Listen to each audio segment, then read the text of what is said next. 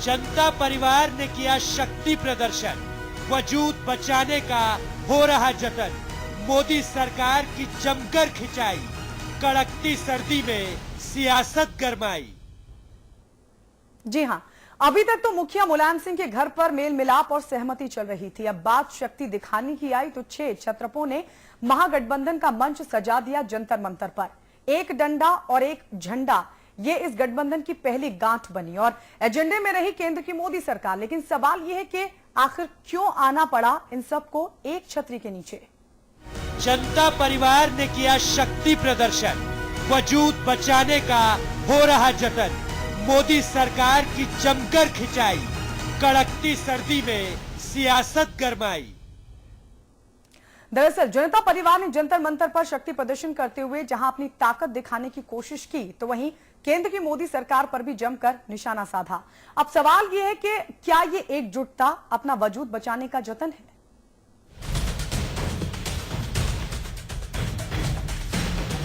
अब इसे जरूरी कहें या बिखरे हुए एक परिवार की मजबूरी कहें, लेकिन कहते हैं कि मजबूरी भी कभी कभी जरूरी बन जाती है। अब बदले माहौल में मोदी की छाया से छटपटाहट बढ़ी तो जनता परिवार भी एक छतरी के नीचे आने को मजबूर हो गया। सहमति और शिलान्यास तो पहले ही हो चुके महागठबंधन पर, आज ताकत दिखाने को जंतर मंतर पर जुट गया जनता परिवार और केंद्र की मोदी सरकार पर ही कर दिया पहला वार। पूछ रहे हैं, क्या हुआ तेरा वादा? चुनाव में झूठे वादे करके वोट लेना और अब सरकार में आ गए, सपना दिखाया लोगों को और अब लोगों को धोखा मिल रहा है। 6 क्षेत्रीय क्षत्रपों ने बड़े जोर शोर से मोदी सरकार को घेरने की कवायद में कदम बढ़ाए हैं। वहीं शक्ति प्रदर्शन के पंडाल में लालटेन वाले लालू भी खूब लाल पीले हुए मोदी सरकार पर। 7 किलोमीटर अंदर भारत की सीमा में चीन का सैनिक घुसा, कई दिन तक ठहरा, हमारे सैनिकों के बंकर को डोज के फेंक दिया। थाना अहमदाबाद में चीन के राष्ट्रपति को गीता भेंट कर रहे थे, झुलवा पर बैठ के झूल रहे थे। देश की सीमा सुरक्षित है। अच्छे दिन कड़ाके की सर्दी में दिल्ली का पारा जहां शून्य की ओर सरक रहा है, वहीं मुखिया मुलायम ने माइक संभाला तो ऐलान कर दिया शून्य से शिखर की ओर का। कह दिया कि यूपी बिहार से बाहर निकलना है, नौजवानों दिल्ली अब दूर नहीं। तो ये वायदा खिलाफी करने वाली सरकार है, धोखा देने वाली सरकार है नौजवानों, और सबको धोखा दिया है। इससे ज्यादा दुर्भाग्यपूर्ण कोई बात नहीं हो सकती है कि देश का प्रधानमंत्री झूठ बोले। इसलिए अब दिल्ली को रवाना है, अब होना है आपको। अब दिल्ली में कब्जा करना है, केवल बिहार उत्तर प्रदेश तक सीमित नहीं रहेंगे, अब हम लोग दिल्ली में कब्जा करेंगे। बहरहाल मुखिया मुलायम के घर से शुरू हुआ इन क्षत्रपों का मेल मिलाप आज जंतर मंतर तक पहुंच गया शक्ति प्रदर्शन करने। लेकिन प्रदर्शन के इस परिदृश्य में अब सवाल ये है कि क्या ये मोदी सरकार को घेरने का प्रयत्न है या अपना वजूद बचाने का जतन है? क्योंकि भूतकाल की परिस्थितियों से पनपा सवाल ये भी है कि क्या होगा इस महागठबंधन का भविष्य। साजिद अली के साथ ब्यूरो रिपोर्ट, समाचार प्लस।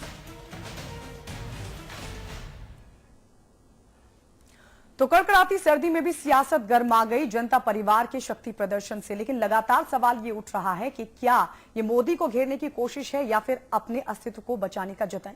सभी खास मेहमान हमारे साथ जुड़ चुके हैं। हमारे साथ बीजेपी के प्रवक्ता आईपी सिंह जुड़ चुके हैं, इसके अलावा कांग्रेस के प्रवक्ता अमरनाथ अग्रवाल हमारे साथ हैं और साथ ही हमारे साथ राजनीतिक विश्लेषक सिद्धार्थ कलहंस जी भी जुड़ चुके हैं और हमारे मैनेजिंग एडिटर अमिताभ अग्निहोत्री जी भी हमारे साथ जुड़ चुके हैं। आईपी सिंह जी, इस शक्ति प्रदर्शन को किस तरीके से देखते हैं? ये साथ ही जिस तरीके से अब ये परिवार एक साथ आने की कोशिश कर रहे हैं, ये अपने अस्तित्व को बचाने की कोशिश है या फिर मोदी को घेरने की कोशिश? बिल्कुल ही अपना अस्तित्व बचाना चाहते हैं। मैं पश्चिम बंगाल की राजनीति की तरफ आपका ध्यान आकर्षित करना चाहता हूं। जिस प्रकार सीपीएम को जब तक स्वर्गीय ज्योति बसु जी देखते रहे तब तक सीपीएम का परचम लहराता रहा पश्चिम बंगाल में। लेकिन ज्योति बसु के जाने के बाद आज शायद पश्चिम बंगाल क्या पूरे देश में कम्युनिस्ट पार्टी को ढूंढना मुश्किल काम हो गया है। ठीक उसी प्रकार का चारा घोटाला, पशुओं का चारा खाने वाले श्री लालू प्रसाद यादव आज सजा याफ्ता हैं और अपनी बेटी को राजनीति में उतारने का आखिरी प्रयास किया, लेकिन उसमें भी लालू प्रसाद यादव फेल हो गए। उनके 2 बच्चों का भविष्य बिल्कुल राजनीतिक दृष्टिकोण से देखा जाए तो अंधकार दिखता है। और उसी के साथ साथ एक अपॉर्चुनिस्ट श्री नीतीश कुमार जो भारतीय जनता पार्टी के साथ सुशासन की बात करते रहे, और आपको याद होगा कि बिहार में जो जंगल राज था लालू प्रसाद यादव का, उसको उखाड़ फेंकने का नारा देकर नीतीश कुमार भारतीय जनता पार्टी के साथ वहां मुख्यमंत्री बने।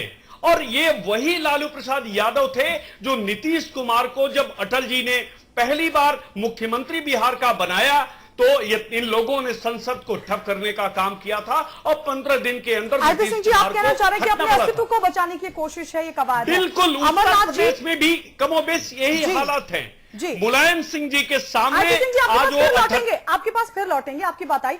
अमरनाथ जी, पहले भी हमने इस मोर्चे का हश्र देखा है, एक बार फिर से साथ आने की कोशिश करा है।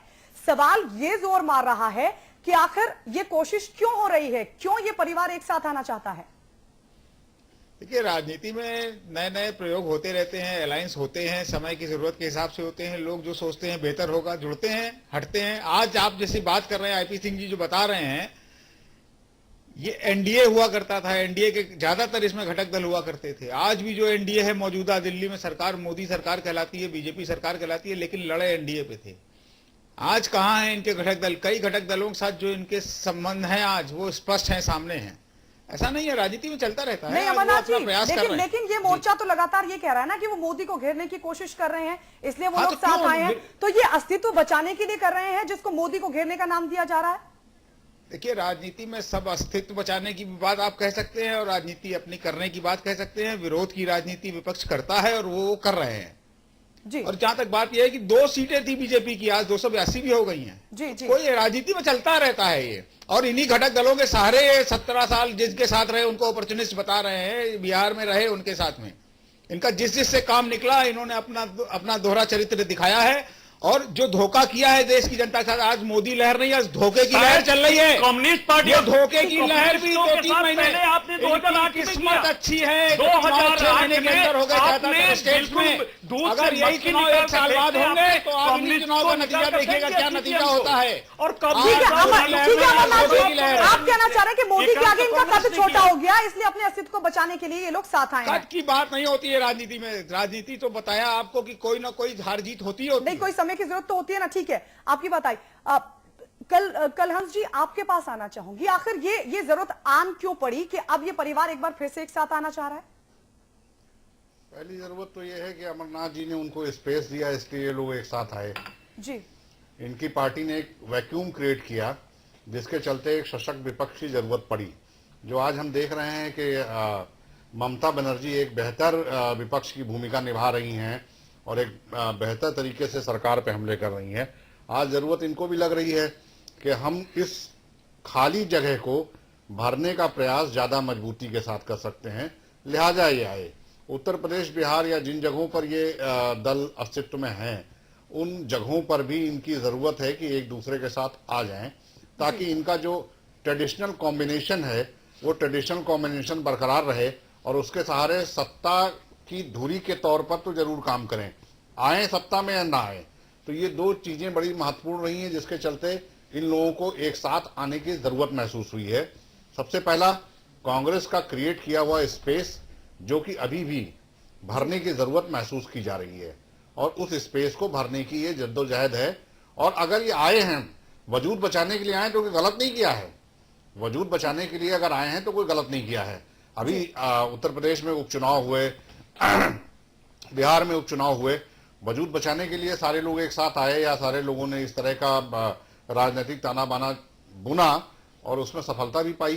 तो जाहिर सी बात है कि ये कोई राजनीति कर रहे हैं, कोई जिसे कहते हैं धार्मिक महासंघ नहीं चला रहे हैं। जी, जी, तो आएंगे और आना उनकी जरूरत भी है, मजबूरी भी है, दोनों चीजें हैं। ठीक है, अमिताभ जी, इस कवायद को किस तरीके से देखते हैं? नहीं, देखिए, जो बात अमरनाथ जी कह रहे हैं, मैं अमरनाथ जी को कहूं कि हिंदुस्तान की सियासत का चरित्र ही बहुत विचित्र है। अमरनाथ जी, आपने चिंटू मिंटू पिंटू को तरजीह दी, लेकिन ममता बनर्जी को दुदकारा। वो दौर मैंने देखा है दिल्ली में। ममता आती थी, रोती थी, आप नहीं सुनते थे। आप जनाधारविहीन नेताओं को पश्चिम बंगाल का खुद मुख्तार बनाए बैठे थे। ममता ने बता दिया कि वहां कांग्रेस नहीं थी, वहां ममता है, इसलिए ममता है। समझ रहे ना आप? ये आपकी गलती, जिस ओर सिद्धार्थ कलन से इशारा कर रहे हैं। अकाली दल, शिवसेना, ऐसे दल अस्तित्व में क्यों आए भारत में? क्योंकि कांग्रेस क्षेत्रीय आकांक्षाओं को समेट के, बांध के, रख के प्रतिबिंबित करने की हैसियत खोती गई, इसलिए लोग नए दल आते गए, स्वाभाविक है।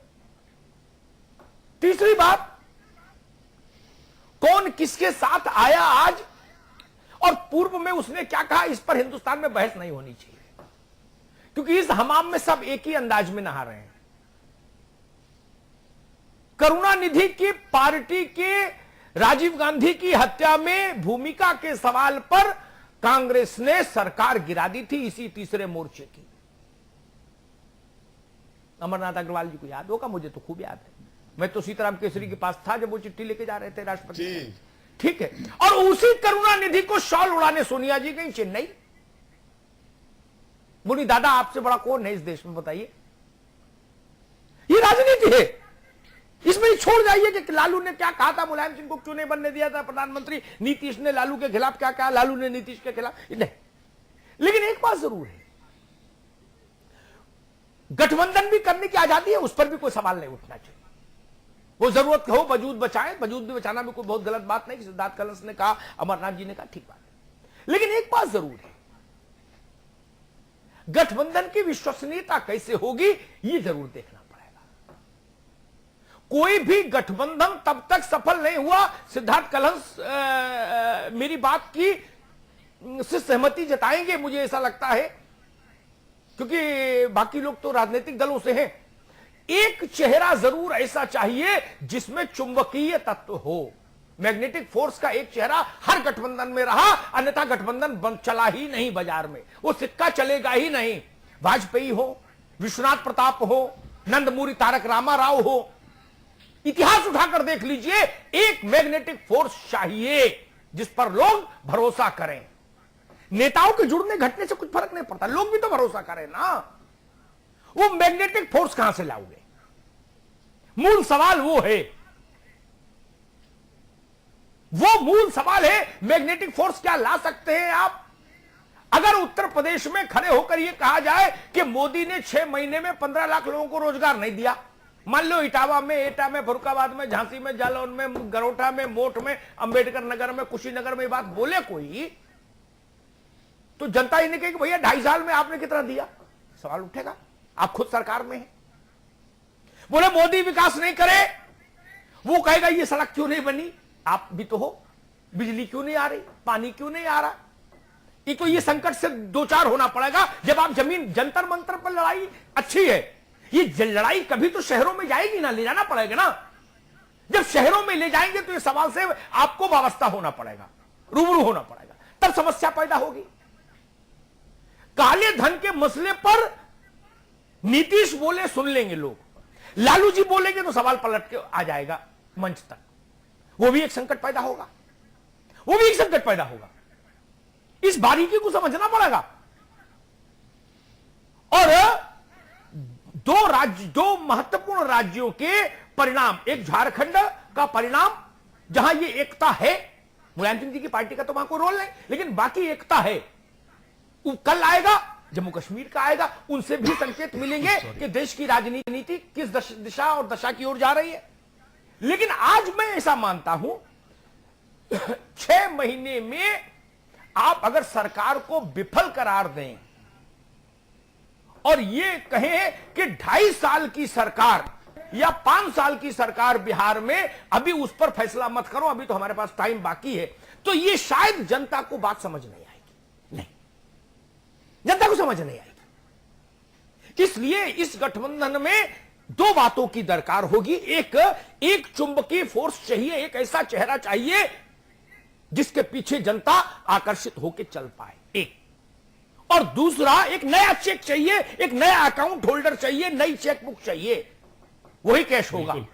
ये चेक नहीं कैश होगा। और दूसरा, जो लोग सरकारों में हैं, मजे की बात देखिए, इस गठबंधन के दो प्रमुख नेता हैं, नीतीश जी और मुलायम सिंह जी।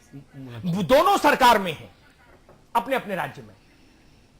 दोनों की बात तत्काल जनता समझ लेगी, तौल लेगी, नाप लेगी और एक नतीजा निकाल लेगी अपने मानस में। इसलिए संकट है। आप विपक्ष में होते हैं तो आपको आसानी होती है, तब आपके पास सिर्फ बोलना होता है, बोलिए, ताल ठोकिए और निकल जाइए। जब आप स्टेट में, सरकार में होते हैं तो समस्या आती है, तब समस्या आती है।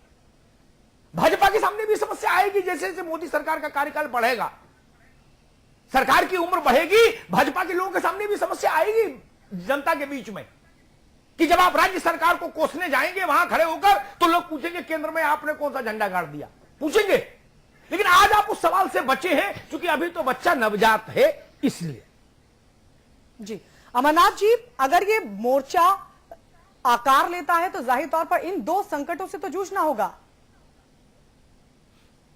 देखिए, मोर्चा साकार लेगा तो अगर धर्मनिरपेक्ष मोर्चा है जी, तो धर्मनिरपेक्ष शक्तियों की एक बड़ी ताकत होगी। और जहां तक बात यह है कि जो आकार है या चेहरे की बात है, जैसे अभी अमिताभ जी ने कही, बात ठीक है बिल्कुल कि एक चेहरा चाहिए। एक चेहरा वीपी सिंह का भी आया था, जनता ने विश्वास किया था, लेकिन बहुत जल्दी विश्वास हट गया था। उसको अपने बातों पे रुकना पड़ेगा, टिकना पड़ेगा। जो वादे करके आए हैं वो पूरे करने पड़ेंगे। एक कहा करते थे मोदी जी, जीरो टॉलरेंस रहेगी आतंकवाद पे और क्रॉस बॉर्डर टेररिज्म पे। सबसे पहले नवाज शरीफ को बुलाया उन्होंने, कहा कोई बात नहीं करेंगे जब तक यह होता रहेगा। सबसे पहले नवाज शरीफ को बुलाया।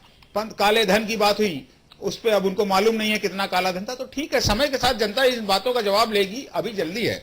जनता ने भी टाइम दिया है और राजनीतिक दल भी टाइम दे रहे थे। आज धर्मांतरण तब मुद्दा नहीं रहा उनका चुनाव में, तो ठीक है। अब ये चेहरे जब सामने आएंगे तो निश्चित है कि इसका भी असर कुछ होगा।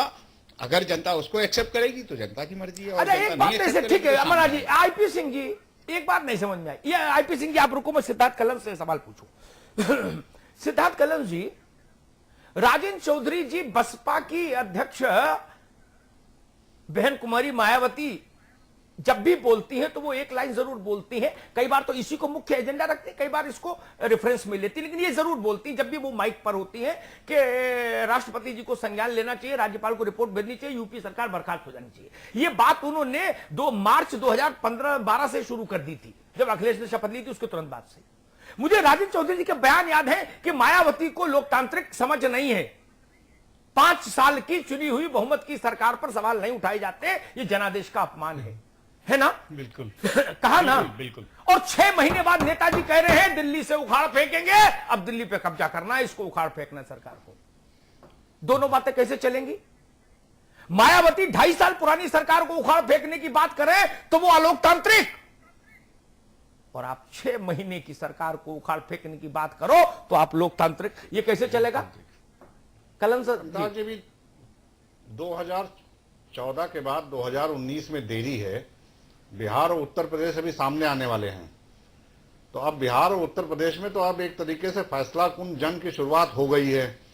अब अगर हमले नहीं बोलेंगे, अब अगर इनकी ताकत को चुनौती नहीं देंगे, अब अगर अपने आप को असरदार साबित नहीं करेंगे, अब एक बार फिर से मुस्लिम यादव गठबंधन प्लस कुर्मी वोटों का गठबंधन नहीं जोड़ेंगे, अब एक तरीके से कुनबा जोड़ने की कवायद है, तो अब कब करेंगे? ये मजबूरी है करना। अपने आप को पॉलिटिक्स में रिडंडेंट ना बने और अपने आप की एक्सेप्टेबिलिटी को बरकरार रखें, इसलिए मजबूरी है, ये करना है। सिद्धार्थ जी, आपको ऐसा नहीं लगता पिछले करीब 1 दर्जन राज्यों के परिणाम देखिए चुनाव के, 1 दर्जन राज्यों जी, ये जो हम लोग बहुत बचपन से, मतलब जब से पत्रकारिता शुरू की 25 साल से, ये गणित बहुत समय तक चला और हिट भी रहा। कुर्मी, कोरी, धानुक, ब्राह्मण, ठाकुर, बनिया, इस पॉकेट में ऐसा वैसा, अल्पसंख्यक, बहुसंख्यक। लेकिन अब करीब दर्जन भर राज्यों के परिणाम मुझे बताते हैं और इस लोकसभा चुनाव के परिणाम में मुझे ये समझाते हैं कि देश बदला है। अब 2-4 नहीं हो रहे। बोले 15,000 कुर्मी आ जाएंगे, 2,000 कायस्थ और 12,000 ठाकुर, मिला जी सीट निकल रही है। अब शायद ऐसा नहीं हो रहा। ऐसे सैकड़ों उदाहरण हैं, सैकड़ों। सिद्धार्थ जी नहीं, देखिए वो आपने बात सही कही, बदला है और बदला था, लेकिन अगर धर्मांतरण शुरू होगा, अगर पंजाब में सरदारों को वापस हिंदू धर्म में शामिल कराया जाएगा, अगर क्रिश्चियंस पे एट्रोसिटी शुरू होगी, अगर विकास से हटकर और तमाम सारी बातें की जाएंगी, तो फिर तो ढाक के वही 3 पार्ट हो जाते हैं। फिर तो ठीक है कि अंतर्राष्ट्रीय बाजार में कीमत कम हो गई तो आप कह रहे हो साहब पेट्रोल कम हो गया, पेट्रोल कम हो गया, आपकी औद्योगिक विकास की दर शून्य हो जाएगी, आपका एग्रीकल्चर की विकास की दर नेगेटिव हो जाएगी, आपकी तमाम सारी जॉब का जनरेशन आपका नील हो जाएगा, आप कूड़ा फेंक कर कूड़े की सफाई करने लगोगे, एक टोकन जेस्चर में काम करने लगोगे, तो फिर स्थितियां वहीं घूम के पहुंच जाती हैं। ठीक बात है, ठीक बात, ये स्थितियां घूम के वहीं पहुंच जाती हैं कि कि आपने जिन वादों को दिखाया था, जिन बातों को किया था, उन बातों पे आप खरे उतरते नहीं दिख रहे हैं। आईपी सिंह आप जी फिर से घूम के वहीं जगह जा रहे हैं। जी सिद्धार्थ भाई, आईपी सिंह जी, परिणाम देने के लिए जितनी सरकारों को, बाकी सरकारों को समय चाहिए होता है, उतना ही समय मोदी सरकार को भी मिलना चाहिए। इसमें कहीं कोई मेरे मन में दो राय नहीं जी। ये मोदी की सरकार है इसलिए इसको नहीं मिले, मुलायम सिंह की सरकार को मिले, ममता की सरकार को मिले, नीतीश की सरकार को मिले, चूंकि ये कम्युनल सरकार है, वो सेकुलर सरकार में सब नहीं मानता। सरकार सरकार होती है, भारत के वोट से बनती है, ना वो कम्युनल होती है ना वो सेकुलर होती है, वो भारत के वोट से बनी हुई निर्णायक सरकार होती है। सवाल ये है कि आप एक एजेंडा लेकर आए, उस एजेंडे पर आपको वोट मिला। ये जितने बवाली सब्जेक्ट हैं ये तो चुनाव में थे ही नहीं फैसले के लिए। अब सारी राजनीति इन्हीं बवाली सब्जेक्ट्स के बीच में घूमने लगी। ये समझ नहीं आ रहा लोगों को। इस पर आपकी मिली भगत का भी आरोप है। 2 आरोप है, समझिएगा बात को गंभीरता से। एक आरोप कि आप और आपका पैतृक संगठन मिलकर खेल रहे हो नूरा कुश्ती, और दूसरा आरोप कि 2002 के वाजपेयी बनाने की कोशिश शुरू हो गई। भाई वो भी बड़े अरमान से आए थे, बाद में ऐसी पांव में बेड़ियां डाली, ऐसा बवाल मचा कि हाहाकार होने लगा। क्या है, जनता सवाल तो पूछेगी।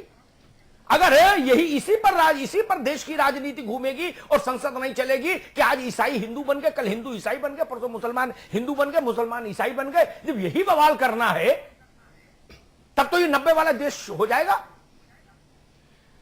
अमिताभ जी, बहुत अगर आप 25 साल से पत्रकारिता के जगत में हैं और शायद हम सबकी एज ग्रुप एक है, लेकिन जब से हमने होश संभाला, आप नॉर्थ ईस्ट चले जाइए, आप साउथ इंडिया जाइए, आप झारखंड उड़ीसा जाइए, आप देखिए अगर धर्मांतरण कहीं हुआ तो इन जगहों पर वो हुआ, और धर्मांतरण किनका हुआ? हिंदुओं का हुआ। लेकिन जैसे भारतीय जनता पार्टी प्रचंड बहुमत के साथ इस विषय में सरकार ने आप चुनाव में इसको मुद्दा बना देते, मैं सारे आक्षेप वापस ले लेता। आप चुनाव में जनता से कहते मुझे सरकार दो, मैं धर्मांतरण कराऊंगा, ये बोलते। जितने पर आपने मैंडेट लिया उतना काम क्यों नहीं कर रहे? अमिताभ जी, क्या भारतीय जनता पार्टी कहां इंडल्ज है? कहां भारतीय जनता पार्टी का हस्तक्षेप है? और भारत सरकार ने कहां बढ़ावा दिया? लव जिहाद का इशू केरला से आता है, केरला से 1998 का इशू है, 2004 से चलता है, और वहां की हाई कोर्ट टिप्पणी करती है। उसके बाद इलाहाबाद बेंच उस पर टिप्पणी करती है बलरामपुर के इशू पर। मेरी बात पूरी हो जाए, लेकिन इन समूचा विपक्ष उस बात को तुल देता है। बहुत छोटी सी बात होती है, एक छोटी सी घटना, एक छोटी सी घटना नहीं है, घट जाती है, और समूचा विपक्ष को ये लगता है कि पूरे देश में धर्मांतरण हो रहा है। जितना मुसलमान है देश में, जितना क्रिश्चियन है, उसका वो पूरा का पूरा कन्वर्जन हिंदू धर्म में हो रहा है। आपके बता के इस देश में ही नहीं, दुनिया में जब बड़े बवाल हुए हैं तो वो छोटी घटना से हुए। बड़ी घटना से बड़ा बवाल नहीं बनता, बड़ा बवाल पैदा होता है छोटी घटना के गर्भ से। एक पुरानी कोठरी, मेरी बात को गौर से सुनिएगा शब्दों को, फिर अमरनाथ अग्रवाल के पास जाऊंगा, आपके पास प्रतिक्रिया के लिए नहीं लौटूंगा। एक पुरानी कोठरी का एक जंग लगा ताला खोला गया था तो हिंदुस्तान की राजनीति ब्लास्ट कर गई थी। आपको पता है, वो 2 रुपए का ताला था, जंग लग गई थी उसमें, उसको खोलने से हिंदुस्तान की राजनीति पलट गई। पता है ना, घटना वो भी छोटी सी थी। इन बातों में रखा नहीं कुछ मित्र। छोटी घटनाएं भी बड़ा इंपैक्ट डालती हैं। एक ही तो मामला सुप्रीम कोर्ट का फैसला बदला था, क्या हुआ था? देश की राजनीति में राजनीति हो रही है। संसद, समूचा विपक्ष संसद नहीं चलने देना चाहता, विकास की योजनाओं को आगे नहीं बढ़ने देना चाहता, इसलिए संसद को ठप करने का काम सिंह लोगों ने किया। सवाल इसके पीछे ये है, ठीक है, जांचने और परखने की जरूरत है। आ गई आईपी सिंह जी, आपकी बात है। अमरनाथ जी, अंतिम टिप्पणी आपसे, एक सवाल है मेरे लिए, मेरे पास जी। अमरनाथ जी के पास जाएं। हमारे साथ इस वक्त समाजवादी पार्टी के राष्ट्रीय महासचिव CP Rai ji phone line पर जुड़ गए हैं। सीपी राय जी, आज शक्ति प्रदर्शन हुआ जनता परिवार की तरफ से, लेकिन सवाल ये उठ रहा है कि आखिर जनता परिवार अब एक छतरी के नीचे क्यों आना चाहता है? ये तो लोकतंत्र में अधिकार है जी। कोई भी लोग जुड़ सकते हैं, कोई लोग टूट सकते हैं, मतभिन्नता हो सकती है, मत एकता हो सकती है, बड़े मुद्दे पर एकता भी हो जाती है। आपातकाल लगा था तो बहुत से लोग एक साथ आए थे, उसके बाद नवासी का दौर आया तब भी लोग एक साथ आए। लेकिन आप लोग तो ये कह रहे हैं ना कि मोदी का रथ रोकेंगे, मोदी को घेरेंगे, फिर लोग एक साथ आए। सीपी राय जी, कहा तो ये जा रहा है ना कि मोदी को घेरने के लिए हम सब एक साथ आ रहे हैं। नहीं, मोदी का नाम मत लीजिए, मोदी को आप लोग इशू बना रहे हैं। मोदी हमारे लिए कोई इशू नहीं है, हमारे लिए विचारधारा इशू है। एक विचारधारा है जिससे हमारी लड़ाई है, वो विचारधारा जो काम तभी अमिताभ अग्निहोत्री जी बात कर रहे हैं, जाति और मजहब के आधार पर। आईपी सिंह जी, मेरे पास समय नहीं था। आईपी सिंह जी, अभी समय नहीं। अभी अमिताभ अग्निहोत्री जी ने बहुत अच्छी बात कही कि राजनीति में जिन मुद्दों को लेकर के आप चुनाव लड़ते हैं, जिस भाषा में चुनाव लड़ते हैं, उसी मुद्दों को लेकर के आगे चलिए। मेरा सिर्फ इतना मुद्दा। अमिताभ जी को बधाई, आपने बहुत अच्छी बात कही है, हमारा भी यही कहना है। लेकिन दुर्भाग्य यह है कि जब सरकारें फेल होने लगती हैं, मुद्दों से भटकने लगती हैं या वादा खिलाफी करने लगती हैं, या लगता है कि हमने ज्यादा बोल दिया था, कर नहीं पा रहे हैं, तब फिर उस तरह के लोग उसको भटकाने के लिए इस तरह के अपने बागी जो उनके चेहरे और मुंह होते हैं, उनसे इस तरह के मुद्दे उठवाते हैं जो विवाद के विषय बनते हैं। राय साहब, और देश के सामने जो मुद्दे हैं, अमिताभ जी बस 30 सेकंड लूंगा मैं जी। देश के सामने जो हालात हैं, जो मुद्दे हैं, जिस तरह के सवाल उठाने की कोशिश की जा रही है, तो उसके खिलाफ एक तरह की बात मानने वालों का एक कर्तव्य होता है कि वो देश को आगाह करे। देश के सामने अगर कोई चुनौती आ रही तो उसके खिलाफ सड़क पर संघर्ष करे। चुनाव अभी नहीं पास में है, अभी तो संघर्ष पास में है। ये जो लोग भी एक हो रहे हैं वो गांव किसान की राजनीति करने वाले लोग हैं, लोकतंत्र में भरोसा करने वाले लोग हैं। वो इसलिए इकट्ठे हो रहे हैं कि अब उनको सड़क पर संघर्ष करना पड़ेगा, क्योंकि उस देश के साथ वादा खिलाफी की गई, झूठ बोला गया, गलत बात कही गई और गलत रास्ते पर देश को ले जाने की कोशिश की जा रही है। राय साहब, आपने एक बात कही कि मोदी का नाम मत लीजिए, मामला विचारधारा से लड़ाई का है। लेकिन आज 3 प्रमुख वक्ता थे मंच पर, नीतीश कुमार, लालू प्रसाद जी और मुलायम सिंह जी। तीनों वक्ताओं ने विचारधारा का उल्लेख नहीं किया, केवल मोदी का उल्लेख किया। उन्होंने प्रधानमंत्री का उल्लेख किया और उन्होंने प्रधानमंत्री के भाषण सुनवाए कि चुनाव के दौर में प्रधानमंत्री ने क्या भाषण दिया और अब क्या हालात है। विचारधारा का मसला नहीं आया, विपक्ष वो विचारधारा ही है। प्रधानमंत्री उस विचारधारा का प्रतिनिधि बनकर बैठा हुआ है, प्रधानमंत्री उस विचारधारा का प्रतिनिधि बैठा हुआ है। मेरे वो शब्द कहने का, अमिताभ जी आप तो बहुत विद्वान है, और सिर्फ इतना था कि इस देश में जो व्यक्ति विशेष को महामानव बनाने की कोशिश की जा रही है, सुपरमैन बनाने की कोशिश की जा रही है, उसके नाते मैं व्यक्ति के नाम की उपेक्षा करना चाहता हूँ। मैं चाहता हूँ विचारधारा, प्रधानमंत्री, उस पार्टी की बात की जाए। यानी जो मोदी के खिलाफ वो आपकी विचारधारा से जुड़ा, सीपी राय जी, जो मोदी के खिलाफ वो आपकी विचारधारा से जुड़ा हुआ? नहीं, मोदी के खिलाफ का सवाल नहीं है। सवाल यह है कि लोकतंत्र में राजनीतिक दलों का एक कर्तव्य है कि उनको अगर लगता है कि उनको जनता को आगाह करना चाहिए, जनता के साथ खड़ा होना चाहिए, जनता को जागरूक करना चाहिए, तो उनका कर्तव्य वो करें और वैकल्पिक प्रोग्राम, वैकल्पिक चीजें जनता के सामने पेश करें। सरकार को ही घेरना है तो कांग्रेस को भी साथ ले लीजिए सीपी राय जी। अगर कांग्रेस आएगी तो हमका उसका स्वागत करेंगे। हमने मना कब किया कांग्रेस का? हमने कब मना किया उसको? जी नहीं, लेकिन मसला उसमें सीपी राय जी फंस रहा है कि आपने नेतृत्व तय कर दिया मुलायम सिंह जी का, अब कांग्रेस कैसे आएगी? दरवाजा तो बंद हो गया। हमने नेतृत्व, हमने जो दल बनने जा रहा है या जो मोर्चा, जो संगठन बनने जा रहा है, उसका नेतृत्व तय किया। जो नेता अब तक मिले उन लोगों ने मिलकर सर्वसम्मति से तय किया कि मुलायम सिंह जी सबसे वरिष्ठ नेता है, कई बार मुख्यमंत्री रहे, देश के रक्षा मंत्री के रूप में उन्होंने एक लकीर खींची है, बहुत बड़ी सफलतम रक्षा मंत्री की। उनके समय में कोई घटना नहीं घटी थी, तो इसलिए पूरे उन लोगों ने मिलकर अपना नेता उनको तय किया है। चलिए ठीक है, सीपी राय जी बहुत बहुत शुक्रिया हमारे साथ जुड़ने के लिए। अमरनाथ जी से अमिताभ जी आखिरी टिप्पणी जो आप पूछना चाह रहे थे उसके बाद संपर्क तो समय हो गया, लेकिन मैं एक बहुत छोटी सी टिप्पणी जानना चाहूंगा। ये कहना कि संघ के कार्यक्रमों से भाजपा का कोई वास्ता नहीं, ये वैसे ही है कि समाजवादी पार्टी का कोई आदमी आए और मुझसे ये समझाने की कोशिश करे कि सरकार से नेताजी का क्या लेना देना, भाई वो तो अखिलेश जी चला रहे हैं। मैं उस सवाल को कभी जिंदगी में डाइजेस्ट नहीं कर सकता। अमरनाथ जी गलत तो नहीं बोला? आप बिल्कुल ठीक कह रहे हैं। आप याद कीजिए 77 में सरकार, 78 में गिरी जनता पार्टी की दोहरी सदस्यता पे थी। ये बात मैं बोल चुका कई दफे कि इसका प्रमाण है कि संघ और भाजपा एक ही हैं। इस जन्म ही भाजपा का उस मुद्दे पर हुआ। अकेला मोदी मुद्दा जी था मोहन भागवत इस पर के जन्म। ब्राह्मण को बयान को कंडेम कर देना, आज कंडेम कर देना। ठीक है अमरनाथ उनके अलग जी, हैं। अमिताभ जी संपादक की टिप्पणी। देखिए, विषय बदल गया। मोहन भागवत और मोदी का संबंधों पर आप आज चर्चा नहीं थी। मूल बात है कि ये जो 6 पार्टियां, 6 चेहरे सामने आए हैं, ये लोग भारत की राजनीति को कितना बदल पाएंगे। तो मुझे लगता है विश्वसनीयता का गंभीर संकट है। विश्वसनीयता बहुत मायने रखती है। जातीय समीकरणों की जो सबसे बड़ी प्रयोगशाला थी, उत्तर प्रदेश से भी बड़ी प्रयोगशाला बिहार, उसने ही जातीय समीकरण ध्वस्त कर दिए। ये नीतीश की सरकार आई कैसे? जातीय समीकरण ध्वस्त होके ही तो आई। और जातीय समीकरण ही नहीं से तात्कालिक इसने मजहबी समीकरण भी ध्वस्त कर दिए थे बिहार में। मैंने तो पूरे डाटा का आकलन किया, जिले वाइज, सीट वाइज। हिंदू मुस्लिम का फंडा भी चूल्हे में गया था उस बिहार में, जिसमें लोग कहते थे कभी नहीं हो सकता अमिताभ जी, ये दो दिवस स्वप्न देखना बंद कर दो। वोट के समय रात में, अगले दिन जिस दिन वोट होता, रात में जात में, मजहब में लोग बढ़ जाते हैं। नतीजे उठा के देख लीजिए, शीट, एक्सेल शीट उठा के देख लीजिए, परिणामों की आंख खुल जाएगी।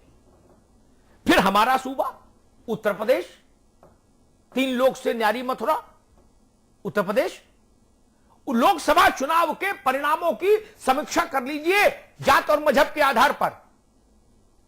अमरनाथ अग्रवाल को बात अच्छी नहीं लगेगी, सीपी राय जी को भी अच्छी नहीं लगेगी बात, लेकिन सच यह है कि लोकसभा चुनाव में 73 सीट का मतलब उत्तर प्रदेश में मुसलमानों ने भाजपा को वोट दिया।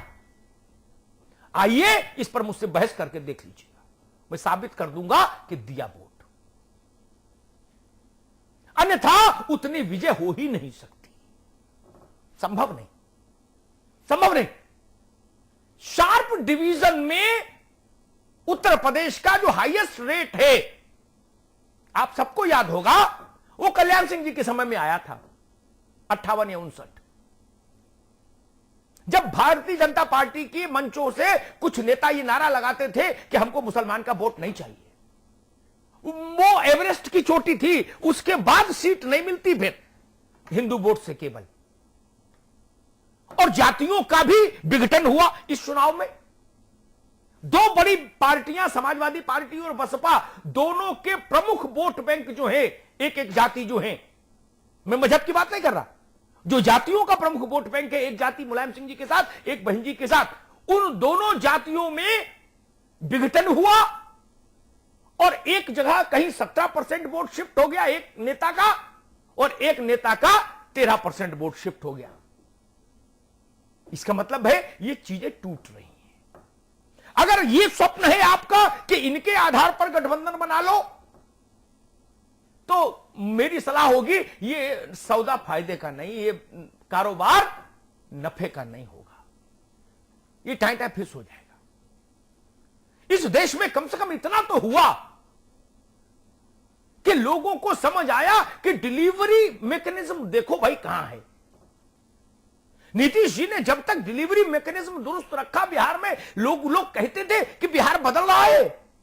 मैंने जाके देखा, अक्रॉस द पार्टी लाइन लोगों को सुना, लोगों ने कहा भाई नीतीश ने बिहार बदला। लेकिन फिर जब वही सब होने लगा तो वितृष्णा भी हो गई। ये परिस्थितियां हैं, यही स्थिति यूपी की है। मैं मानता हूं इस गठबंधन को, वही बात दोहराऊंगा, अगर जातियों के कागज पर जो जोड़ होता है उसके भरोसे गठबंधन बना रहे हैं तो इससे लाभ नहीं होगा, ये जान लीजिए।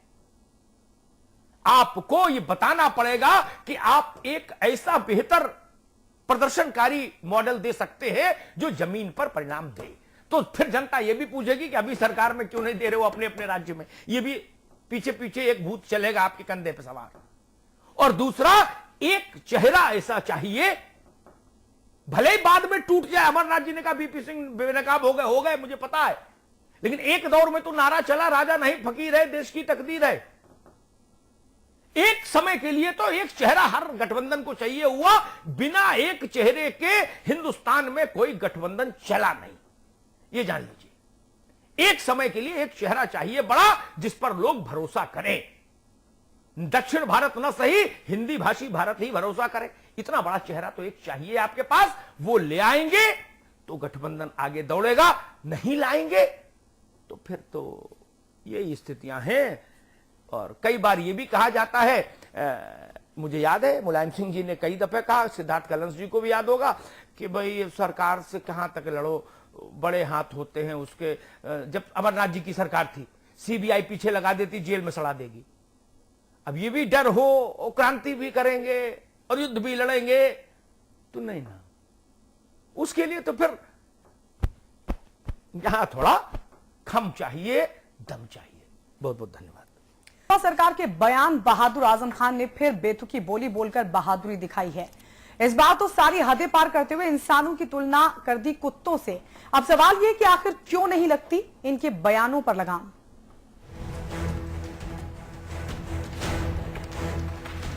लीजिए, फिर हाजिर हैं बेतुके बयानों के बादशाह आजम खान साहब। वैसे भी इन्हें तो आप जानते ही होंगे, भली भांति पहचानते ही होंगे, क्योंकि परिचय के कोई मोहताज नहीं है ये जनाब। अपनी बोली से पहले ही इतनी प्रसिद्धि जो पा चुके हैं, अब तो हर कोई इन्हें पहचान लेता है। कद में कद्दावर कहे जाते हैं, लेकिन बेतुके बयान इनके अदब के पहले सबक में आते हैं। फिर वही हुआ जो हर बार होता है। सवाल पूछा था धर्म परिवर्तन पर, जवाब आया तो इंसानियत ही तार तार कर दी, तुलना कुत्तों से करके। आप भी सुनिए। कोई मजहब नहीं बदलता रोटी के टुकड़े पर, कुत्ता कुत्ता ही बना रहता है होटल के आगे रोटी का टुकड़ा खाकर, आदमी नहीं बन जाता। रोटी का टुकड़ा कुत्ता खाकर आदमी नहीं बन जाता। आखिर क्या हो गया है राजनेताओं की जुबान को जो बात बात पर बेलगाम हो जाती है। कहने वाले कह रहे हैं कि सभ्य समाज और सियासत में इनकी कोई जगह नहीं। आजम खान साहब जिस तरह की भाषा इस्तेमाल करते हैं, इस समाज में उस भाषा की कोई जगह नहीं है। और ये जिस पार्टी, जिस राजनीतिक दल से ताल्लुक रखते हैं, उनके नेताओं को इस पर गंभीरता से विचार करते हुए इनकी इस तरह की भाषाओं पे रोक लगानी चाहिए। राजनीति में बदजुबानी और कड़वाहट कोई नई बात नहीं है। संयम और संस्कृति की गाथा गाने वाली ये सियासी जुबान कब बदजुबानी में बदल जाती है कोई नहीं जानता, लेकिन आजम खान की तो आदत बन गई है, फितरत बन गई है। संवैधानिक पद पर बैठे हुए किसी जिम्मेदार व्यक्ति को कि इस तरह की भाषा बेहद आपत्तिजनक है, और अगर वो इस्लाम, हिंदुस्तान में रह रहे जो लोग हैं, जिन लोगों ने मुगल पीरियड में इस्लाम धर्म कबूल किया, उसमें 99% लोग तो हिंदू से कन्वर्ट हुए। तो वो उनको खुद सोचना चाहिए कि उनकी लीनेज कहाँ है और वो किसके लिए किस बात की भाषा का प्रयोग कर रहे हैं। बहरहाल ये कोई पहला मौका नहीं है जब खान साहब ने शब्दों की सीमा लांघी हो, लेकिन बेतुकी बोली से गोली चलाकर आजम भले ही बहादुरी समझते हों, सभ्य समाज में ये सब बेशर्मी ही कही जाती है। इसलिए सवाल ये है कि आखिर कब रुकेगी आजम खान की ये गंदी जुबान। ब्यूरो रिपोर्ट के साथ साजिद अली, समाचार प्लस। तो आजम खान ने फिर दिया है घिनौना बयान और इंसानों की तुलना कुत्तों से कर डाली है। लेकिन सवाल यह है कि आखिर कब रुकेगी आजम खान की गंदी जुबान। सभी खास मेहमान हमारे साथ लगातार बने हुए। बीजेपी के प्रवक्ता आईपी सिंह हमारे साथ है, कांग्रेस के प्रवक्ता अमरनाथ अग्रवाल, इसके अलावा राजनीतिक विश्लेषक सिद्धार्थ कलहंस जी भी है हमारे साथ, और हमारे मैनेजिंग एडिटर अमिताभ अग्निहोत्री जी भी हमारे साथ मौजूद हैं। आईपी सिंह जी, धर्मांतरण करने वाले लोगों को कुत्ते की संज्ञा दे रहे हैं आजम खान साहब। देखिए, आजम खान साहब जो है मानसिक संतुलन खो चुके हैं, और एक बात बहुत साफ समझनी होगी कि जिस प्रकार श्री मुलायम सिंह जी का जन्मदिन मनाया गया, उसे यह साफ साफ मैसेज देने का समाजवादी पार्टी ने काम किया कि जाति और मजहब जो आधार है समाजवादी पार्टी का, तो जाति के आधार पर मुलायम सिंह जी का परिवार राजनीति करता है और मजहब का काम आजम खान साहब को दे दिया गया। और आजम खान साहब ने, आपको याद होगा कि शहीदों का इतना बड़ा अपमान किया कि आपको याद होगा कि बग्गी मंगाई गई, जिस महारानी की बग्गी एक सिंबल के रूप में तमाम हमारे भारतीयों ने शहादत दी, उनका अपमान किया। अपमान करके 70 लाख रुपए की बग्गी पर बिठाकर नेताजी को अपने कैंपस में ले गए और वो अरबों रुपए की संपत्ति, कोई भी आंख बंद करके पूछ ले कि आजम खान साहब के पास आई कहां से, तो शायद आजम खान साहब के पास कोई जवाब नहीं है। लेकिन समाजवादी पार्टी को जाति और मजहब के आधार पर राजनीति करनी है, इसलिए लगातार आजम खान साहब सांप्रदायिक बयान देते रहते हैं। आपको याद होगा कि जो कारगिल की घटना हुई थी उस पर अल्लाह अकबर कहने का काम आजम खान साहब ने किया, जिसमें चुनाव आयोग ने जब लोकसभा का चुनाव चल रहा था उस समय आजम खान के ऊपर रोक लगाई। आईपी सिंह जी, आपकी बात आ गई। अमरनाथ जी, जब नरेंद्र मोदी ने एक इंटरव्यू के दौरान कुत्ते के बच्चे के गाड़ी के सामने आने की बात कही थी, तब आजम खान साहब ने खूब बवाल किया था। आज तक करते हैं, कभी कभी अपने बयानों में जिक्र भी करते हैं, लेकिन आज खुद क्या कर रहे हैं? देखिए, एक राजनीति में शालीन भाषा लगता है गायब हो गई है, और आजम खान जी हैं चाहे और दूसरे भाजपा के हमारे मित्र हैं, जिस तरीके की भाषा, अमर्यादित भाषा का इस्तेमाल कर रहे हैं, इस पर राजनीतिक दलों को सोचना चाहिए। क्योंकि आज देश को चलाने के लिए यही लोग हैं, मंत्री हैं तो देश इन्हीं के माध्यम से चलना है, जनता इन्हीं के सहारे है। आज अगर ये इस तरह की भाषा का प्रयोग कर रहे हैं तो सिर्फ चर्चा में आने के लिए। आजम खान जी की मिनिस्ट्री का 17% पैसा कुल खर्च हुआ है, उस पर ध्यान नहीं है, विकास पे। क्योंकि एक बयान से काम चल जाता है, महीने 15 दिन चर्चा में रहते हैं, सिद्धार्थ करहन जी नेता इनको समझाने लगते हैं। जी नहीं, अमरनाथ जी की बात में एक बात मैं जोड़ता हूं, तो 17% 9 महीने में खर्च हुआ, 3 महीने में शेष पैसा आजम खान साहब की जेब में जाएगा। ठीक है सिद्धार्थ जी, जहां दूसरे दलों को ओछी बयानबाजी के लिए नेताजी लगातार दे रहे हैं, संसद से लेकर सड़क तक, वहां उन्हीं के कद्दावर मंत्री इस तरह की भाषा का इस्तेमाल कर रहे हैं और उन पर कोई लगाम नहीं। अब एक बात तो यह है, काफी लंबे समय से कि आजम खान साहब ने इस तरह की भाषा को अपना गहना समझ रखा है। उनको ये लगता है कि ये जो बदजुबानी है ये उनका गहना है और इन पे बड़ा शोभा देता है, और ये लगातार करते आ रहे हैं, कोई नई बात नहीं है। समाजवादी पार्टी के लिए ये कितने मुफीद हैं आप इसी से जान सकती हैं कि उपचुनाव में जब ये प्रचार करने के लिए नहीं निकलते हैं तो उपचुनाव की अधिकांश सीटें समाजवादी पार्टी जीत जाती है। जब ये उपचुनाव के लिए प्रचार करने नहीं निकलते हैं या इस तरह के बयानबाजियां नहीं करते हैं तो उपचुनाव में अधिकांश सीटें समाजवादी पार्टी जीत जाती है। ये तो समाजवादी पार्टी के आला नेताओं को समझने की जरूरत है कि इनके ये बयान उन्हें कितना फायदा पहुंचाते हैं या उस पार्टी को कितना नुकसान पहुंचाते हैं। और ये इनका इतिहास आज का नहीं, बहुत पुराना है। और अमरनाथ जी ने भी कहा भी कि विभाग के कामों से ध्यान बटाने के लिए या इस तरह के बयानों से 10-15 दिन उसमें आने के लिए, ये फितरत है, आज से नहीं, पहले से करते रहे हैं। अलीगढ़ मुस्लिम यूनिवर्सिटी के जब ये महामंत्री थे उस जमाने से इस तरह के बयान आते रहे हैं, कभी दिलीप साहब के बारे में, कभी किसी के बारे में, वो होते रहते हैं इनके। जी अमिताभ जी, आजम खान की गंदी जुबान कभी रुकेगी? देखिए, मूल बात ये नहीं है, मूल बात ये है कि आजम खान साहब जिस पार्टी में है उस पार्टी की लीडरशिप क्या सोचती है और क्या चाहती है। हुकूमत उत्तर प्रदेश 2 दफे चल के किसी के आंगन में गई है, सैफई को छोड़कर, अदर देन सैफई। वो आंगन दोनों दफे एक ही था। कौन सा था? रामपुर।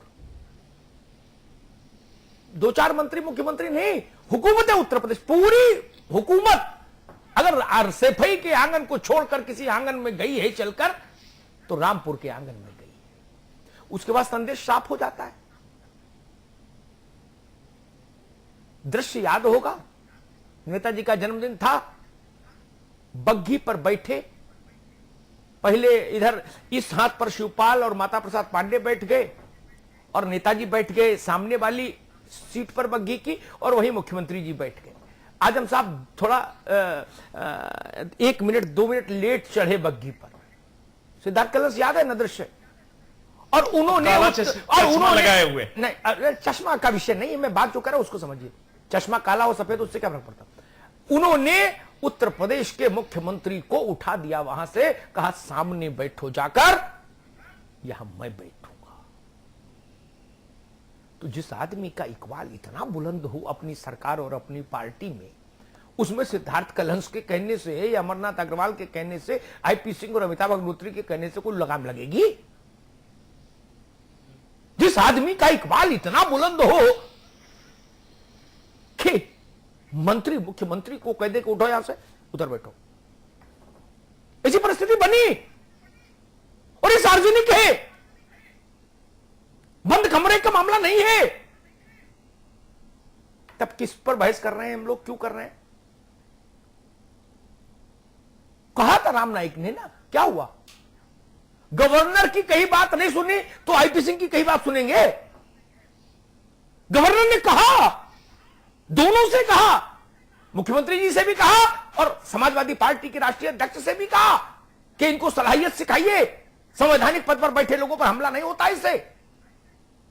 किसी ने सिखाई सलाहियत? नहीं। ये अब दो बातें आती हैं, या तो सिखाना नहीं चाहते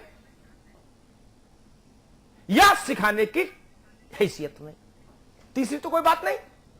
मैं दोनों का ऊपर खुद कोई राय जजमेंट नहीं दूंगा, ये समाजवादी पार्टी तय करे, सिखाना नहीं चाहती या हैसियत नहीं।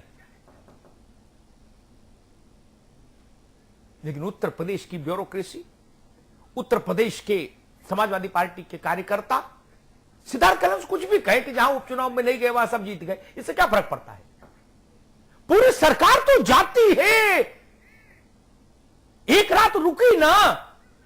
उस दिन सिद्धार्थ कलहंस लखनऊ में कोई अधिकारी बचा था क्या? नहीं ना, पूरा लखनऊ खाली था, धरती वीरों से खाली थी लखनऊ की। सारे वीर कहां थे? वहीं सो रहे थे। उसके राजेंद्र चौधरी कहने से मानेंगे वो? एक बार राजेंद्र चौधरी भी गलती कुछ कर गए थे, गलत नंबर डायल कर दिए थे, तो उन्होंने क्या बोला था राजेंद्र चौधरी, उसके बाद बोलने बंद कर दिए गरीब क्या? उसके बाद उन बोले नहीं, बोलने के छोड़ो, ये नंबर ही बंद करो, इधर टिप्पणी नहीं करनी। तो किसकी कहीं से कौन मानेगा? अब मूल बात आप जी आखिर क्यों? नहीं, क्यों का भी उत्तर से उनसे पूछिए, नेताजी से। क्यों का उत्तर मैं नहीं देता। मूल प्रश्न क्या है? मूल प्रश्न यह है, हमारे हिंदुस्तान में रवायतें भी गलत पड़ी। जॉर्ज साहब जैसा बड़े कद का नेता एक विपक्षी दल की मुखिया, महिला मुखिया के लिए एक विचित्र भाषा का इस्तेमाल कर देता है। एक बार एक राष्ट्रीय पार्टी, जवाहरलाल नेहरू की पार्टी, उसकी मुखिया एक 3 बार के निर्वाचित मुख्यमंत्री को मौत का सौदागर बता देती है। यह भाषा का संक्रमण केवल एक जगह नहीं है, यह भाषा के साथ बलात्कार राजनीति का शगल हो गया। और संवैधानिक पदों पर हमला पहली बार नहीं। अमरनाथ अग्रवाल जी को याद होना चाहिए कि अग्रवाल ने, ये राम नाईक तो छोटे मुलाजिम है, गवर्नर है, राष्ट्रपति थे जेल सिंह को इतना दुखी कर दिया के तिवारी ने, मंत्री थे विदेश राज्य मंत्री राजीव गांधी के, कि उनको राजीव गांधी की सरकार बर्खास्त करने का मन बनाना पड़ा। और उसके बाद जाके कंप्रोमाइज हुआ और के तिवारी बर्खास्त किए गए। वो भी आजम खान की तरह थे, वो भी ताल ठोक रहे थे, ठोक ही रहे थे ना। प्रेसिडेंट जब खिन्न हो गया तो उसने कहा बर्खास्त कर देंगे सरकार, जाओ ये लगाम लगाओ। क्या कहें, किससे कहें? ये सवाल है, कौन ऐसा है जो एक पार्टी, एक बता दीजिए जो ये कहे कि हमने आज तक भाषा की मर्यादा का उल्लंघन नहीं किया। आईपी सिंह जी, दो ही स्थितियां बनती हैं जब आजम खान साहब का इतना रसूख है पार्टी के अंदर, सरकार के अंदर, या तो समाजवादी पार्टी और उनकी सरकार लगाम लगाना नहीं चाहती, या फिर इतनी हैसियत नहीं है। देखिए, वोट शेयरिंग का मैटर है, बहुत साफ साफ दिखाई देता है कि समाजवादी पार्टी विशुद्ध रूप से जाति और मजहब के आधार पर राजनीति करती है। और समाजवादी पार्टी बिल्कुल ही नहीं चाहती कि मुस्लिम समाज का वोट, अब कहीं मुस्लिम समाज का वोट में कहीं डिवीजन हो। इसलिए एक प्रकार से आजम खान साहब की एक लीडरशिप मुस्लिम समाज में डेवलप करने की बात लगातार समाजवादी पार्टी करती रही। इसीलिए श्री अमिताभ जी ने बहुत साफ साफ कहा कि पूरी की पूरी सरकार सफाई के बाद अगर कहीं गई तो वो आजम खान साहब के घर पर गई। सवाल ये खड़ा होता है कि जब सरकार की नीयत में आजम खान साहब को सांप्रदायिक नेता के रूप में विकसित करना है, तो बिल्कुल बदजुबानी आजम खान की बंद अमरनाथ जी, नहीं होगी। क्या ये वही रवायत है जो कांग्रेस में भी चलती आई है? बेनी प्रसाद वर्मा हो, दिग्विजय सिंह हो या फिर सलमान खुर्शीद, वो बोले जो मर्जी, लेकिन उन पर कोई लगाम नहीं होती। बेनी प्रसाद या दिग्विजय सिंह के बयान किसी व्यक्ति के विशेष के लिए कभी नहीं हुए। नहीं, गलत बात हुए, गलत बात अमरनाथ जी हुए नहीं, कुछ सच हुए, लेकिन उसकी पार्टी ने फौरन मजम्मत की है। अभद्रतम बयान हुए, अभद्रतम हुए, पार्टी ने फौरन मजम्मत की उसकी। आजम खान जी का बयान हमेशा इसलिए होता है, हो सकता है किसी एमएलसी नहीं बनने वाले हैं, किसी को एमएलसी बनवाना चाहते हो, किसी स्टेट मिनिस्टर और कैबिनेट मिनिस्टर बनवाना चाहते हो, वो अपनी पार्टी में ब्लैकमेलिंग करते हैं। लेकिन एक बात और अमिताभ जी यहाँ देखनी पड़ेगी, जिस तरीके से संजीव बालियान जी, साध्वी निरंजना ज्योति जी जिस तरह के बयान दे रही हैं, तो दूसरा भी कहता है ये वोटों के ध्रुवीकरण के लिए आजम खान के ऊपर लगातार हमले जानबूझ के किए जाते हैं कि ये निश्चित कुछ बोलेंगे, ध्रुवीकरण होगा। आजम खान बोलते हैं तो फायदा भाजपा। सिद्धार्थ कलहंस जी, जिस तरीके से आपने भी कहा कि आप देखिए रसूख कितना है, आजम खान साहब जहां प्रचार नहीं करने जाते वहां समाजवादी पार्टी जीत जाती है, जो कुछ बोलते हैं लेकिन पार्टी उन पर लगाम नहीं लगाती। तो क्या ये माना जाए कि जानबूझकर आजम खान साहब को आगे किया जाता है? वो जो कुछ भी बोलते हैं उसमें समाजवादी पार्टी की भी सहमति होती है? गायत्री जी, अमिताभ जी नेताजी की कुछ कमजोरियां जानते हैं जी, और उन्हें मालूम है कि कुछ लोगों का बहुत कुछ बातें वो सह लेते हैं, सुन लेते हैं, बर्दाश्त करते हैं, सर आंखों पर बिठाते हैं, चूंकि आस पड़ोस का मामला है वो बेहतर जानते हैं। तो एक तो ये वजह है। दूसरी वजह ये है कि आजम खान ने अपना कद कुछ इस कदर समाजवादी पार्टी में डेवलप किया, खासतौर पर जब एक बार पार्टी छोड़ा, पार्टी में दोबारा आए, कि मुझे नहीं लगता है कि उनके ऊपर किसी तरह का कंट्रोल संभव हो पाएगा। राजेंद्र चौधरी जी का जिक्र किया, आजम खान ने सरे मंच पे उनसे कह दिया कि अब ये भी आ गए हैं तो इनका भी स्वागत है, वरना इन्हें बुलाया नहीं गया था। तो इस तरह की बयानात उनके आते रहते हैं और लगातार आते रहते हैं जी। हो सकता है कि पार्टी को लगता हो कि इससे कुछ फायदा हो रहा हो, इसलिए उनकी कोई मजम्मत नहीं होती है। मुझे नहीं लगता है कि इनके किसी बयान के बारे में आज तक संवैधानिक मुखिया होने के बावजूद, राज्यपाल के कहने के बाद भी कोई मजम्मत समाजवादी पार्टी की तरफ से आई हो, या कभी किसी ने कहा हो कि हाँ इस तरह के बयान नहीं देना चाहिए। इतना ही एक सार्वजनिक तौर पर एक टिप्पणी हो जाती, लेकिन नहीं होती है कभी। जी अमिताभ जी, संपादक टिप्पणी। देखिए, मुलायम सिंह जी का रामपुर में जिन्होंने भाषण नहीं सुना, सिद्धार्थ कलहंस साहित्यिक रुचि के भी आदमी, इनको बता गया कि वो नाटक था ना, शायद नाम ये था जिन लाहौर नहीं देखा, ऐसा कुछ था ना। तो जिन्होंने भाषण नहीं सुना मुलायम सिंह जी का, वो नासमझ है, वो समाजवादी पार्टी के शक्ति संतुलन को जिंदगी में नहीं समझ सकते, चाहे 7 जन्म तक राजनीति करते रहे। वो अद्भुत भाषण था नेताजी का, अद्भुत भाषण। पूरी सरकार, पूरे मंत्री, संतरी, चपरासी, चीफ सेक्रेटरी सब वहां मौजूद थे, लेखपाल से लेके और मुख्य सचिव तक। वहां उन्होंने क्या क्या नहीं कहा, क्या क्या नहीं कहा। उन्होंने कहा मेरे घर में विरोध हुआ मेरा कि आजम का पक्ष क्यों लेते हो, लेकिन मुलायम सिंह पक्ष लेंगे आजम खान का। इसका कोई संदेश नहीं जाता क्या? जाता है ना। मैं पूरी बात रिपीट नहीं करूंगा, मुलायम सिंह ने क्या क्या कहा, वो अपनी किस्म का एक अलग भाषण था। सामान्यतः नेता ऐसा भाषण देते नहीं।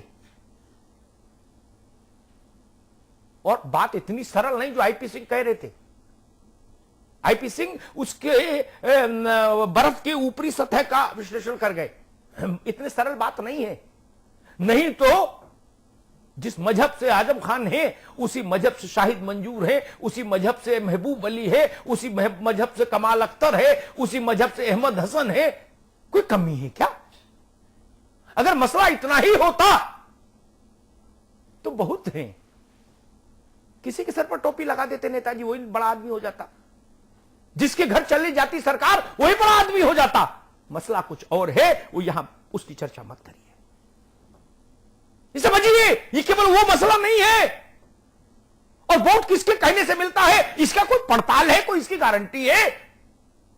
शाही इमाम बुखारी का दामाद हार गया उस इलाके से जहां 85% मुसलमान, जमानत जब्त हो गई। कौन ठेकेदार है भाई? कौन ठेकेदार है?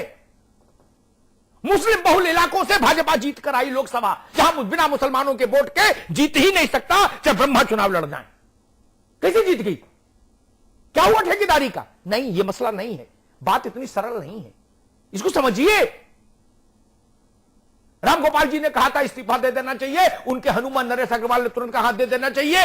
आगरा की कार्यकारिणी याद कीजिए, आजम साहब ने गाड़ी बत्ती भिजवा दी वापस, फाइलें उसमें रखवा के बोले जय नमस्ते। क्या हुआ था? 1:30 बजे नेताजी ने प्रेस कॉन्फ्रेंस की खुद और कहा वो लोग नासमझ हैं जो आजम और हमारे बीच में दरार डालने की कोशिश करते हैं। क्या बोला ना? उसके बाद आप सोचते हो कि किसी चिंटू मिंटू के कहने से कोई फर्क पड़ेगा? नहीं ना, वही बात है। इसलिए इतनी सरल बात नहीं, लेकिन वो उनका अपना मामला है। दो नेताओं में ऐसा रिश्ता क्यों बना, मोदी जी अमित शाह में इतनी प्रगाढ़ता क्यों है, वो जाने, मैं उस बहस में नहीं पड़ता आजम खान और मुलायम सिंह के रिश्तों में। लेकिन एक बात मैं जरूर कहूंगा, भाषा की मर्यादा नहीं है। पिछले लोकसभा चुनाव में नपुंसक से लेके और मर्दानगी तक के कैसे कैसे चित्रण हुए, सचित्र भाषण नहीं हुए क्या? वात्सायन का काम सूत्र शर्मा जाए, ऐसा पढ़े लिखे लोगों ने बोला। खुर्शीद आलम खान के परिवार का बेटा, जाकिर हुसैन के परिवार का बेटा सलमान खुर्शीद विदेश से पढ़ के आए, उन्होंने प्रजनन शास्त्र पर भाषण दे डाला चुनाव में। आजम साहब ने कहा जमाने भर की हूरें एक कमरे में बंद कर दो और फिर मिस्टर एक्स को बंद कर दो, 9 महीने बाद भी कुछ नहीं होगा। ऐसी बातें आने लगी। ये किसको गाली दूं, किस मौसम को पूजे हम और किस मौसम को गाली दे? राजनीति का सारा वातावरण घिनौना है। बेनी ने कोई कसर नहीं रखी। सोनिया जी ने माफी मांगी मुलायम सिंह से मेरे सामने सदन में, लेकिन बेनी फिर भी नहीं माने ना, नहीं माने नसेदार जी। जनार्दन द्विवेदी से लेकर राहुल गांधी, सोनिया गांधी, सब लोग प्रयास करके हार गए, लेकिन बेनी बाबू उनका ना, नहीं मानूंगा। तब क्या हुआ? बेनी बाबू को कुछ नहीं हुआ ना, जेट सिक्योरिटी और मिल गई। जब उन्होंने गाली देना शुरू किया तो जेट प्लस हो गई। ऐसे हर पार्टी में ऐसे शूरवीर हैं, हर पार्टी में शूरवीर हैं भाई। नरेंद्र मोदी विकास की बात करते हैं, साक्षी जी कहते हैं गोडसे राष्ट्रभक्त है, कहते हैं तो कहते ही हैं। अभी साक्षी उतने बड़े नहीं हुए तो डांट डपट से चुप हो जाए। जब वो भी बड़े हो जाएंगे बेनी जैसे, आजम साहब जैसे, तो वो भी वापस नहीं लेंगे अपने शब्द। कहते रहे मोदी जी, या मोदी जी छोटे हो जाएंगे जिस दिन, उस दिन वापस नहीं लेंगे। दो बातें, या तो साक्षी बड़े हो जाएंगे तो नहीं लेंगे, या मोदी जी का कद छोटा हो जाएगा तो लोग ओवर रूल कर जाएंगे। अभी नए हेडमास्टर है, थोड़ा डंडा कड़क है, हो सकता है ना माने बात। वाजपेयी जी के समय में ऐसी परिस्थितियां बनती थी, विनय कटियार डिफाई कर जाते थे अटल बिहारी वाजपेयी की बात, बनती थी, मैंने तो देखा है। इसलिए मूल प्रश्न यह है कि भारत की राजनीति में जो चारित्रिक पतन हुआ है ना, इसके लिए सब जिम्मेदार हैं। आज मोतीलाल वोरा, अटल बिहारी वाजपेयी, नारायण दत्त तिवारी, ऐसे लोग कहां हैं राजनीति में जिनकी भाषा पर मैंने कभी अभद्रता का कि छाया नहीं देखी। सिद्धार्थ कलश, बोलना तो दूर, छाया भी नहीं देखी। हमेशा मुस्कुराता चेहरा, कभी तेज में नहीं, कभी कटुता में नहीं। कहां है ऐसे लोग? नहीं है। ये पूरे कुएं में भांग पड़ी है, किसी ने 1 लोटा पी ली, किसी ने 4 लोटा पी ली, बस इतना ही अंतर है। पी सब वही पानी रहे हैं। इसीलिए भाषा की मर्यादा टूट रही है भारत की राजनीति से।